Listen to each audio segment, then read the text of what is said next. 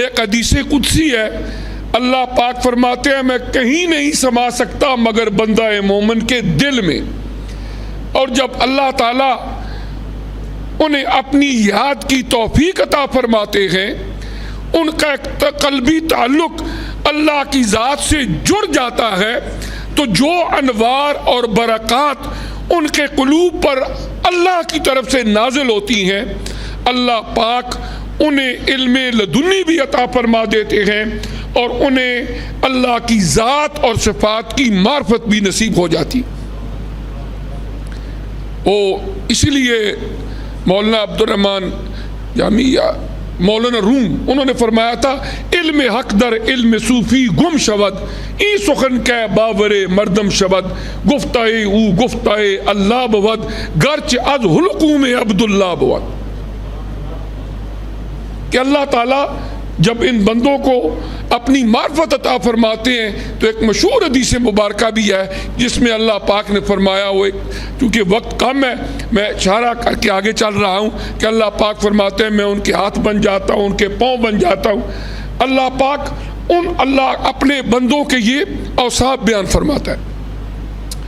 اب یہ ہے کہ پہلی بات العارف باللہ تعالی و صفاتہ.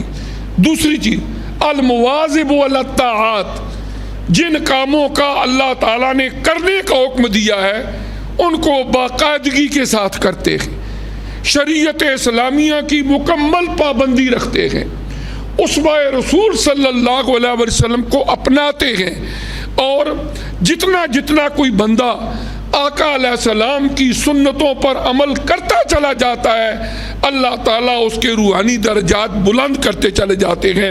اور علماء تصوف فرماتے ہیں کہ یہ جو تصوف کی ترقی ہے اس کے اندر ٹھہراؤ نہیں ہے، یہ ایک بڑا نازک معاملہ ہے. جب بندہ طاعات، نیکیاں، اللہ کی اطاعت، اللہ کے نبی کی اطاعت کرتا چلا جاتا ہے اللہ کریم درجات بلند کرتے چلے جاتے ہیں.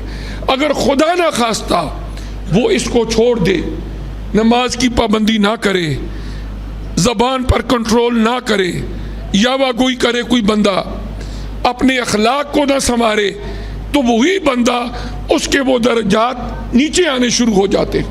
اس لیے روحانیت کا سفر انتہائی نازک سفر ہے.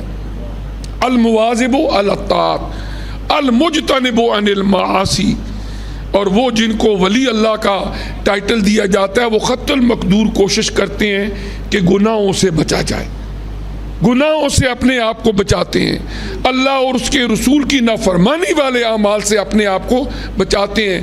اور المعرض عن الانہماک فی اللذات والشہوات، انسان کے دو بڑے بڑے دشمن ہیں، ایک نفس امارہ ہے اور ایک ابلیس ہے.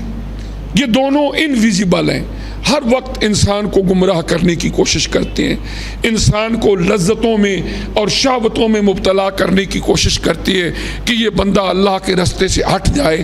لیکن جن کو اللہ تعالیٰ اپنا دوست بنا دیتا ہے، جو اولیاء کاملین ہوتے ہیں، وہ المعرض عن الانہماک فی اللذات والشہوات، وہ اپنی خواہشوں کے غلام نہیں ہوتے کہ جس طرح ان کی خواہشیں جائیں گی وہ گمراہی کی طرف چلے جائیں گے، بلکہ خواہشوں کے گھوڑے کی لگام انہوں نے اپنے ہاتھ میں رکھی ہوتی ہے، جس طرف وہ اپنی خواہشوں کو چاہتے ہیں موڑ دیتے ہیں.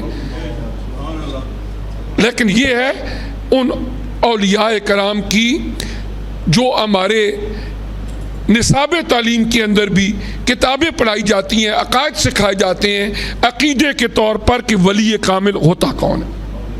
اب اگلی بات ان کا طریقہ تربیت. حضور نبی کریم صلی اللہ علیہ وآلہ وسلم نے جو علماء امت ہیں ان کو اپنا وارث قرار دیا ہے.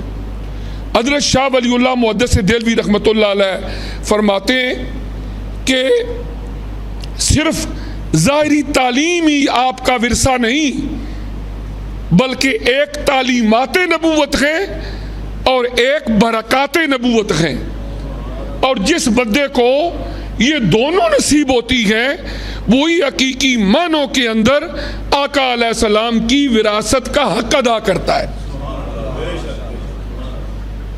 ایک ہے ظاہری تعلیمات، ہماری شریعت، ایک ہے طریقت۔